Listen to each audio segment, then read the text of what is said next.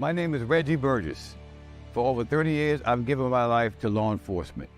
Not to protect and serve, but to serve and to protect. Now's the time for me to serve you in a different way. And come November, I hope I can count on your vote for me to become your mayor of North Charleston.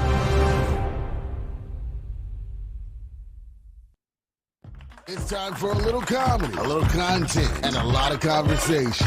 It's the Geno Jones Show, exclusively right here on YouTube. Now here's your host, Geno Jones. Hey, it's showtime. I hope you had a great weekend, everybody. The Geno Jones Show. Bam! You can read. I know you can. You can see the sign. You can see the words on this sign. So I come to you live Monday through Friday, 6:30 p.m. Eastern, 5:30 p.m. in Chicago, 3:30 p.m. out on the West Coast. Please subscribe to the Geno Jones Show YouTube channel. You and everybody you know, everybody that you like, you love, folks you adore, folks you ain't that crazy about, folks like you really can't stand, folks you hate, strangers, aliens from outer space. I don't give a damn. Tell them all. This is must-see TV. Simply, Tina Turner had a song called Simply the Best. And I say that with all humility. Simply the best. The Geno Jones Show. Celebrating our 3rd year anniversary. The beginning of October, the first Monday in October, marked our 3rd year anniversary. So this is a month-long celebration. We got some great guests coming up. As a matter of fact, this Friday, I have this up-and-coming R&B. He's already a star.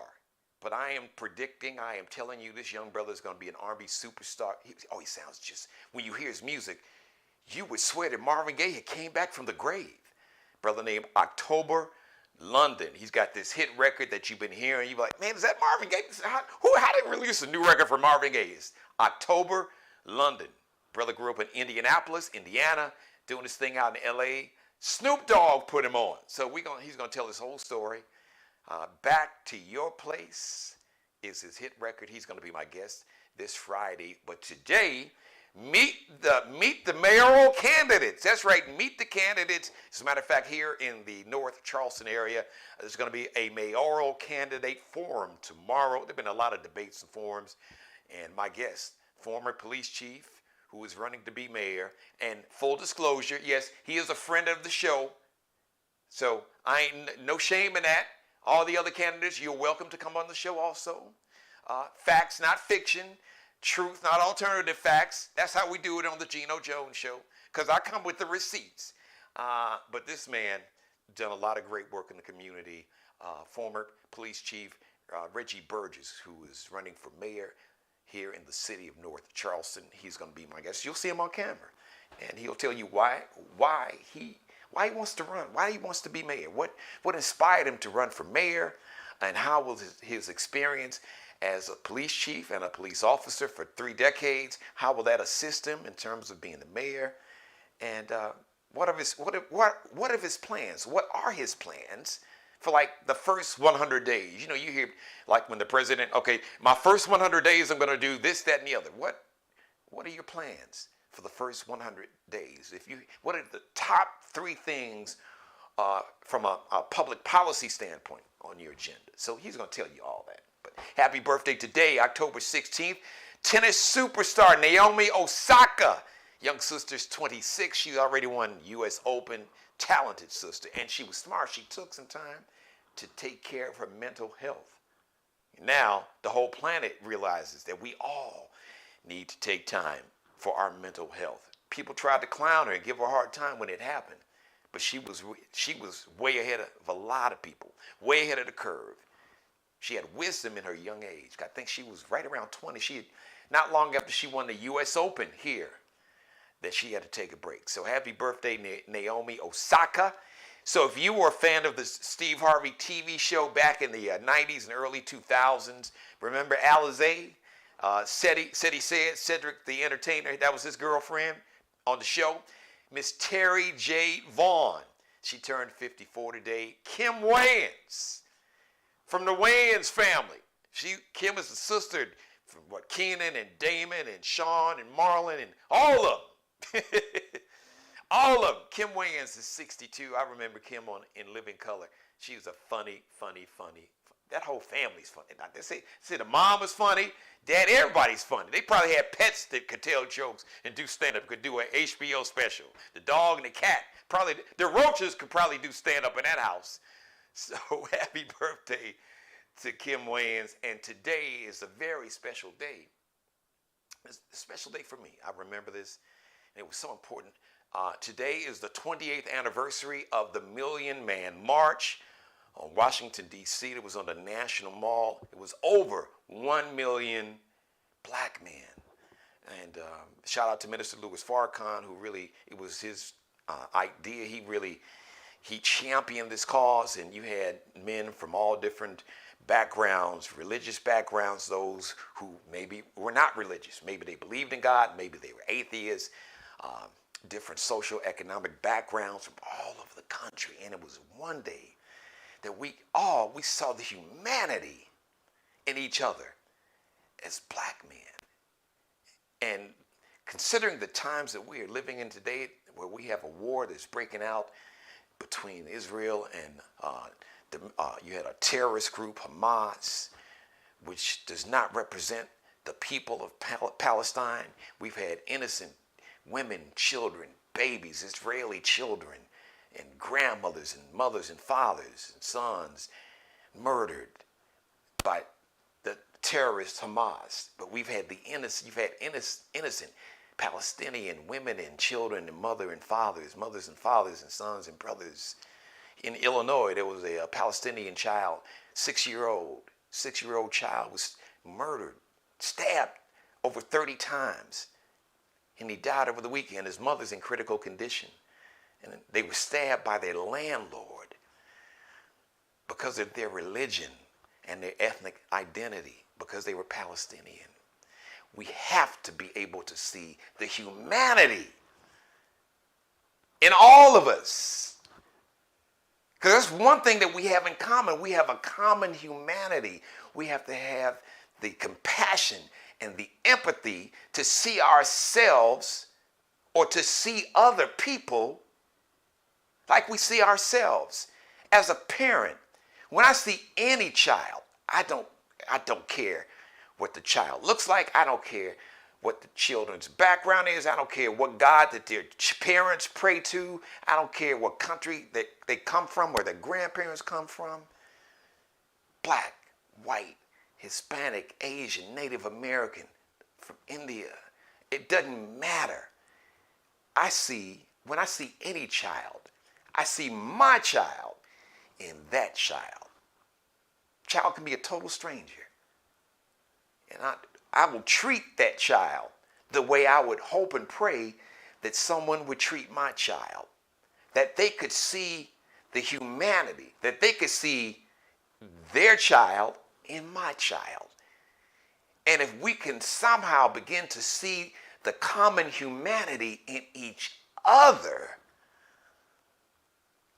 maybe, just maybe. I know wars have existed since mankind, and unfortunately the majority of wars have been fought over religion and power, which is the complete opposite, antithesis of what religions, the three largest religions, Christianity, Islam, Judaism, however you refer to their God, it teaches you about love and not hate.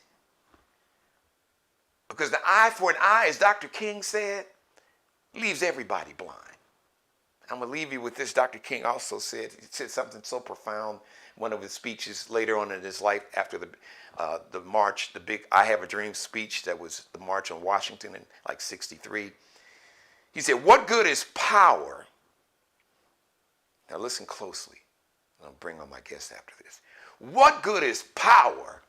You can be the mightiest nation, the most wealthiest nation, the greatest military.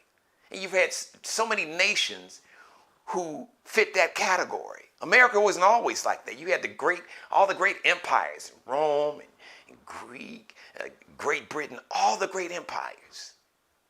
What good is power if it's not attached to love? We talk about economic power and military power. But we need to start talking about moral power. Can we talk about that one day? Go back and watch last Monday's show. I had a special monologue talking about, as I saw the situation, what's happening in the Middle East. Go back and check that out. But I just want to leave you with those words. What good is power if it's not attached to love? We are given power not to benefit ourselves. We are given power so we can use that power to make the lives who don't have the power that we have to make their lives better. I digress. Ladies and gentlemen, today, Monday, meet the mayoral candidate. Meet the next mayor. And today's guest is one of the candidates. We have several candidates that are running for mayor. You all are invited too. You reach out to me. Reach out to me right here on my YouTube channel, Geno Jones Show at Gmail. Or campaign directors, campaign managers, campaign, shoot me that email. But my guest today, he worked his way up through the ranks. From a patrolman, police officer, he became the police chief of North Charleston, South Carolina. He spent over 3 decades in the police department. He is now running to be mayor. Like I said, full disclosure, I've had the honor to work with this man on different projects to fight, to just create a climate, to end violence, to encourage the youth and just people in the community, to uplift community, picking up trash, walking in neighborhoods that had, where they had murders recently, like maybe a couple days later after there was a murder, they would have these walks, peace walks, and I walk the street with this man. So I know his constitution, I know his foundation is about people, all about people. So, but he can tell you his story better than I can. Ladies and gentlemen, former police chief, currently candidate to be mayor of North Charleston, South Carolina. I introduce you, or reintroduce, for those who have been fans of the show, Mr. Reggie Burgess. Hey, Geno, how you doing? And how everybody out there on your show, listening audience, how you all are doing? I am really, really blessed to be on your show, and I'm very, very blessed to be a part of your fan base. Yeah. Well, man, listen, yes. You know the feeling is mutual. But hey, listen, it's not about me today. Today is about you, Mr. Candidate for Mayor. Listen, so you grew up in North Charleston.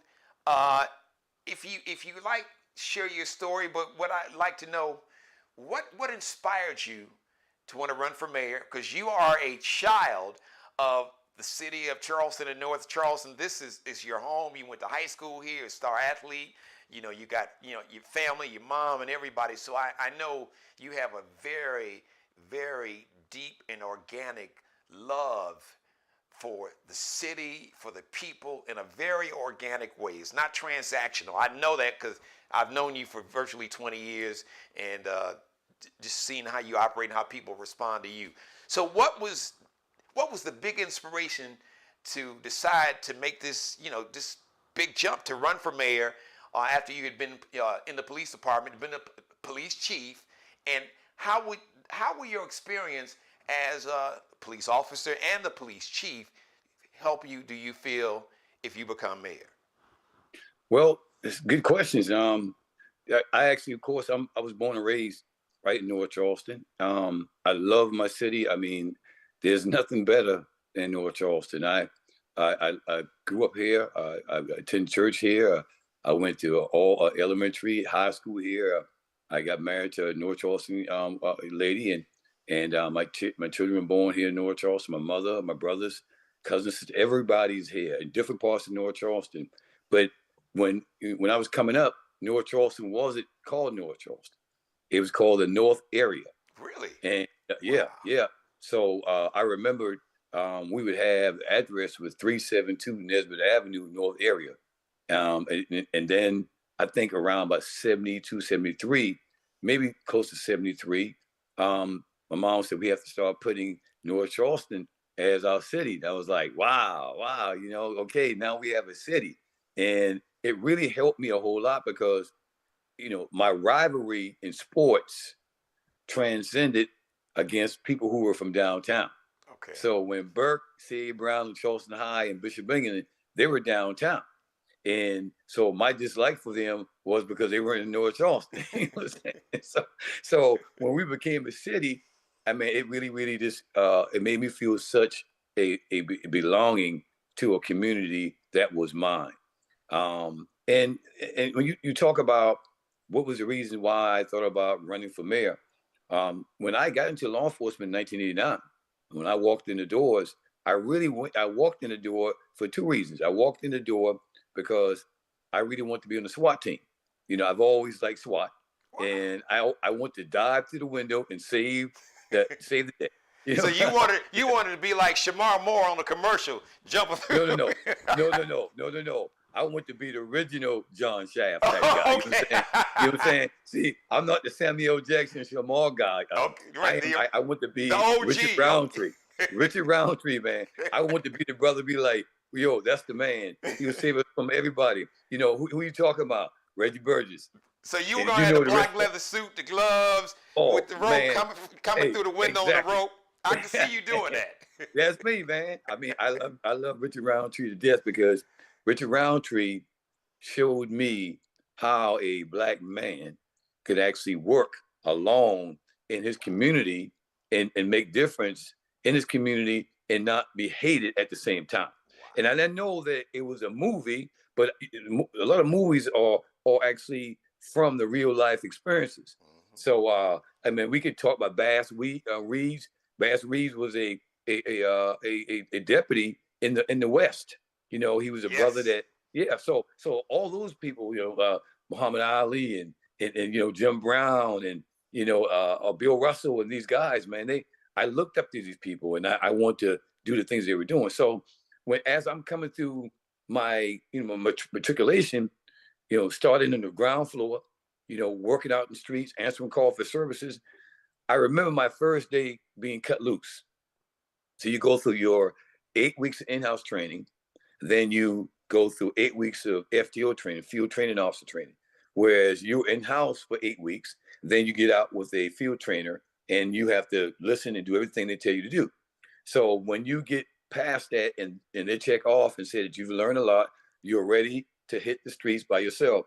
I remember I had unit 179, marked unit, and I had cleaned it up. I put tire shine on the wheels, cleaned the rims, everything. I wanted to look nice, you know? And I rode from Old City Hall, which is on La Crosse, and I made a right on Mall Drive. And as I'm going, I'm parallel by the Red Lobster. And the traffic light stopped me. And on the other side, going the opposite direction, was a sergeant. And he was going to City Hall, and I was leaving City Hall. So I am all excited because I'm a team guy. And I'm like, I'm on the team now. Let's go make a difference. And I down my window, Geno, and I wave at the sergeant like, hey, sergeant, my finger up. Hey, man, I'm with you, man. We're on the same team. And that sergeant looked at me like, and turned his head like, don't say anything to me. Wow. Like, and I never forgot that in 1989. And I said to myself that if the Lord allowed me to survive in this profession, no other officer will ever feel like that when I'm around them. Wow. And if you see me, you know, I'm always embracing police officers. Yes, you always. Yes. Always. Because I want them to know that they are cared for. And so that was the first test for me. I could have easily backed up and said, man, forget this. I want to be in a real team. I'll do something else. But I knew there was a bigger mission for me. So that day when I went riding, I was working in the southern part of the city, down off of Sequoia, Cherokee, down off Ackerby, and just those areas. At the time, Union Heights wasn't in the city. So I'm cruising around there, and I go into Georgia Green, which a community I grew up in. So I go there in the projects, and they were playing basketball. And I pulled up, but they had a 5-on-5. I pulled up on the green floor, we call it. I pulled up there. I got up, full uniform. Some of the OGs like, yo, that's Reggie Burgess, man.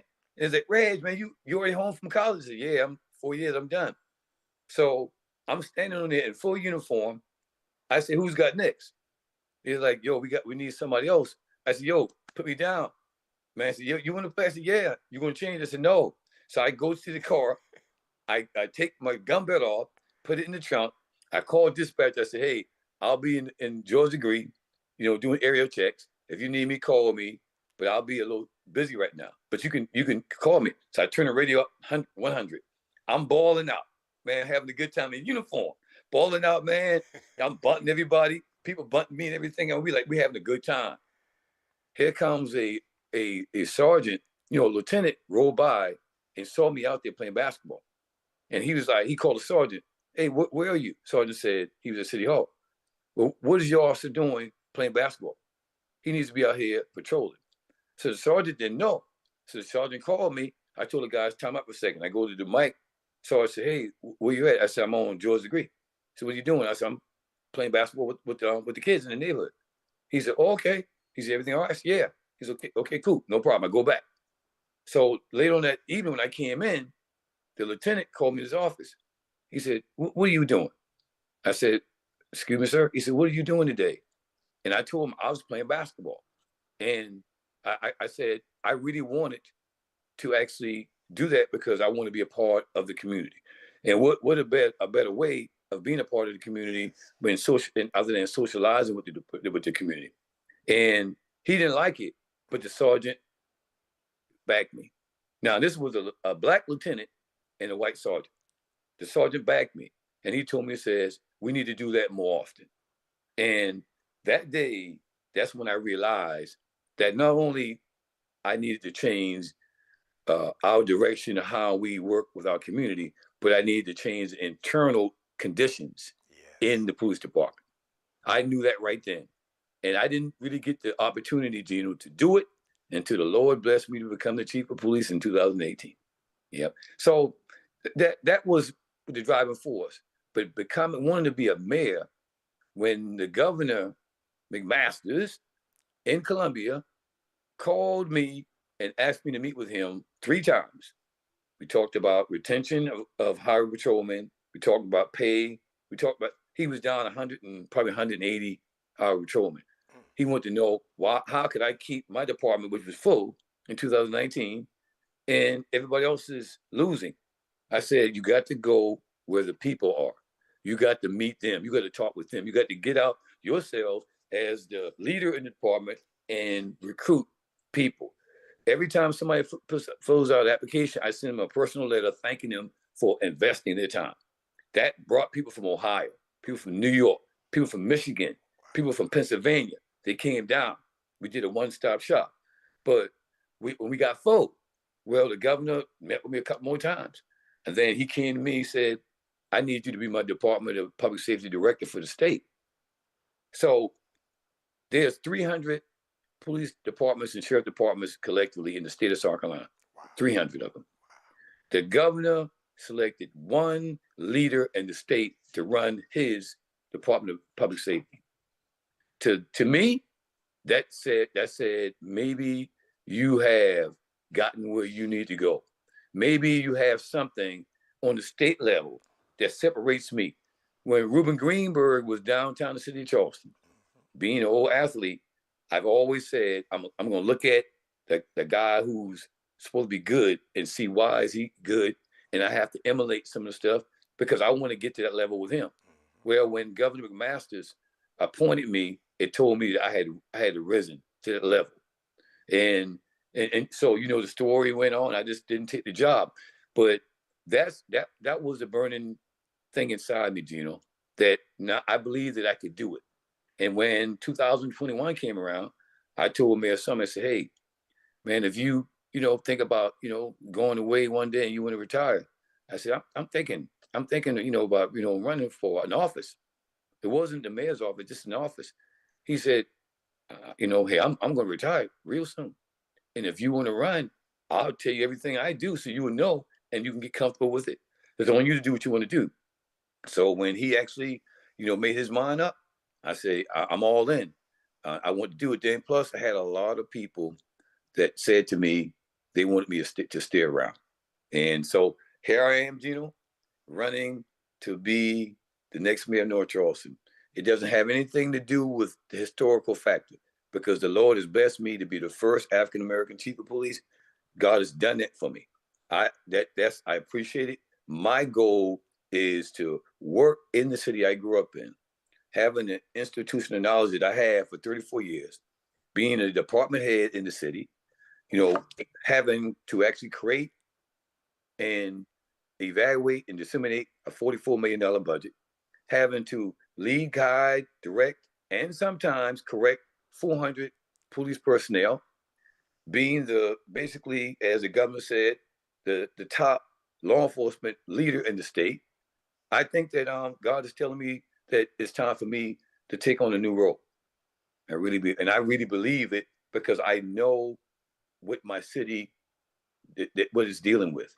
I know we are number one making money, but we're not good at investing in our challenged communities, helping people who need help so their lives can be better. I know it. I was there. Well, you just led me. You could be a TV show host too, because you just and a producer, because you just basically introduced my follow up or my last question, because I know you're short on time. I always hear people on TV. Look, I'm an entertainer, so I ain't trying to be Don Lemon or Lester Holt, none of them dudes, but they can't be Geno. But I'm thinking about it. The election is November 7th, and I'm sure people in barbershops and hair salons and the TV pundits say, well, if you are elected, what are you going to do on your first 100 days? Or I'm sure when it comes to public policy in terms of what you want to do and laws that you want passed, what are the top 3 items on your agenda when it comes to public policy? Or if you have an idea what you want to do for your first 100 days in office if you are elected for mayor, what would those things be? Well, the first thing I want to do is make sure we have an orderly and seamless transition into my administration from Mayor Summey's administration. Got to continue to have that orderly. We don't want anybody to feel left out. That's the first thing. And then there's 2 priorities that have to be met every day. Fiscal stability. We've got to pay our bills. Our city has a great bond rating. We got to continue to pay our bills as needed. That means we have to understand the revenue streams. Number 1 revenue stream is property taxes. Number 2 is business license. Number 3 is local option sale taxes. Those are revenue streams that comes in, and we need to be able to, when those revenues come in, we got to pay our bills. Second thing is public service. We got to continue to keep public works picking up our trash and garbage. We got to make sure recreations are open. We got to make sure culture office is working. We got to make sure finance, all those places. Then the third thing there, I have to worry about most of all with public safety. We've got to have code enforcement. We've got to have fire and police remain in those communities serving the public. But when you talk about the first 100 days, the first thing I'll do, as you know, when I got sworn in as chief of police, I never went home that night. You know that. Because I called you. Exactly. I rode with the officers the whole night. Now, what I would do is meet with the people who actually run the city. That's the department heads. Every one of those department heads I meet with individually about, I'll do a SWOT analysis, strengths, weaknesses, and opportunities and threats. See exactly what they're trying to do, where we're trying to go. I've already got my plan where we need to go. And then after I do that, I'll sit down and have a collegial, relationship with our city council. Why? Because nothing gets done if the votes don't come together to make things happen in the city. You've got to have a relationship. A well-informed council is a well-improved council. That council will do anything. So can continue those, and then also go and sit down with my partners around me. The mayor downtown, the mayor in Mount Pleasant, the mayor in Goose Creek, the mayor in Somerville, and all those leaders, get with them. And then when I come back, that's when me and our staff will sit down and look at the priorities. And the priorities is always going to be this, affordable housing. We got to work on those. We got to work on affordable housing.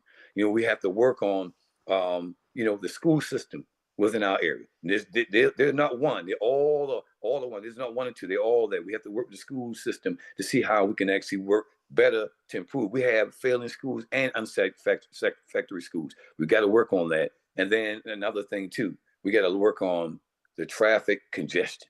We have to work on that. And so those things don't happen overnight, but you got to get on it. I've already been meeting with small businesses and minority businesses already. Matter of fact, we have a meeting in a couple of days again to talk about other things. And so I'm saying to you, Geno, I'm already in it.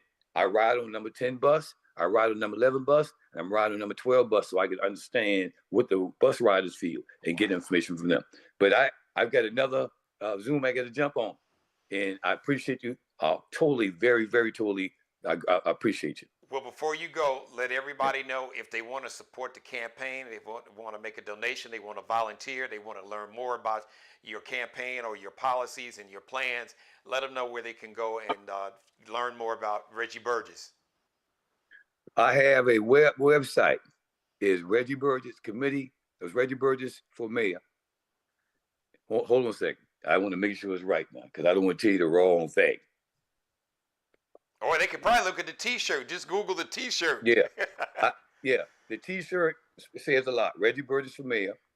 And if you go on the website, you can see everything there. It shows you everything that I'm doing, everything that we've done already, and the things that we're looking at doing my platform. And if you look to the bottom, if you want to donate, you can donate. Or if you just want to send some information out to tell me some things that you need me to keep my eyes on and my ears opening, then I can do that too, because I want to hear from the people. But it's Reggie Burgess for Mayor. And you can actually look at everything on that website. And the website's real nice. It tells you a lot about me. Yes. Thank you, Reggie Burgess. The election day is November 7th? Yeah, November 7th. And we have early voting on October 23rd starts. October 23rd. It starts. Early voting. Reggie Burgess, candidate for mayor. May God continue to bless and have favor on you, your family, and your campaign. Good luck. Thanks again, Reggie. Thank you, brother. Geno, it's Reggie Burgess for mayor.com. Got that. Reggie Burgess for the word, not mayor. the number. Reggie Burgess, FOR mayor.com. All right. So go there so you can you want to support the campaign, volunteer, learn more about his campaign, about his policy and what he plans to do. Just go to that website. All right. Thank you, Reggie Burgess. I know you got other meetings. Thank you for all this time, man. God bless you, brother. Thank you. God bless you too, and God bless everybody out there too. All right. Thank you. It's a good dude, I'm telling you. It's full disclosure, because I've worked with him for nearly 20 years. So, but all the other mayoral candidates, you are more than welcome, because we have a plethora. That means we got a lot of candidates. So I'd love to have you on. You can come on. You can tell us why you want to run for mayor. What's your story? What are your plans for your first 100 days? How do you want to, get the business community to invest? Like Reggie said, a lot of you have neighborhoods that we haven't invested anything into. It's underinvested. So that needs to change. So love to hear from you. If you want to come on, state your case, Geno Jones Show at Gmail, or you can leave me a message here on my YouTube channel. Thank you for letting me be a part of your life. As always, God bless each and every one of you, and you, and you, and especially you, and God most of all. Thank you for letting me do the Geno Jones Show live Monday through Friday, 6:30 p.m. Eastern, 5:30 in Chicago, 3:30 p.m. in Los Angeles. Please subscribe, share, screen grab. You can copy and paste the link, text it, email it to somebody, screen grab it, and create a viral moment on TikTok, on Snapchat, on Instagram, on Twitter or X, on Facebook. Create a YouTube short. Like and binge watch all my back episodes. Once again, live Monday through Friday. Unless I state, I do have different start times, as a matter of fact. Always Monday through Friday. But sometimes we have different start times. But I'll let you know ahead of time. Special guest Friday. R&B sensation. He's got a new song, relatively new artist, October, London. He's got a hit record, Back to Your Place, the rebirth of, he's like the rebirth of Marvin Gaye. When you hear it, you will swear like you're listening to Marvin. He doesn't sound like Marvin. It's like Marvin's spirit and soul is coming through when this young man sings. So I'm looking forward to having him as my guest on Friday. Shout out to Mr. Markel Bailey, the official barber and hairstylist for the Geno Jones Show, CEO of Designer Cuts. It's about to have a huge grand opening at a brand new location, a bigger, just amazing looking location. He's going to come on and tell you all about that shortly. Check him out on Instagram, Kel Be Cutting Up, KELBECUTTINUP, because Kel really be cutting up. Allie Jones, she is the official wardrobe consultant and stylist for for the Geno Jones Show. Check her out on Instagram, lx.ncl_LX.n, like Nanette, C like Charlie, L like Lexi, _, and check out her collection, her lx.ncl collection. She did a spring, summer, custom-made crochet line, swimsuits, handbags, tops, leggings, little beanies. So she's going to do a fall winter crochet collection. Handbags, ladies, amazing handbags. So fellas, maybe you want to get a handbag for your lady, all right? Hell, you might want a handbag. She got you. All right. Tops, pants, little scullies, beanies. She made these beautiful custom-made yoga mats. So if you're into yoga, you got a yoga mat, you want a custom-made, a crocheted yoga mat, she also makes those too. So you can check all that out. lx.ncl_. And Bruce Gage, also wardrobe consultant for the Geno Jones Show. Check him out on Instagram and Facebook. Miglio Di Mario Uomo, that's MiglioDiMarioUomo.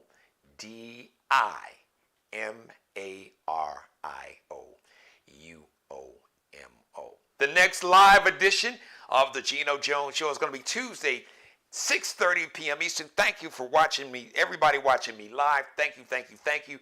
Once again, thank you to mayoral candidate running to be mayor of North Charleston, former police chief Reggie Burgess. You can learn more about Reggie Burgess and his campaign, Reggie Burgess for Mayor. That's Reggie Burgess, FOR, mayor.com.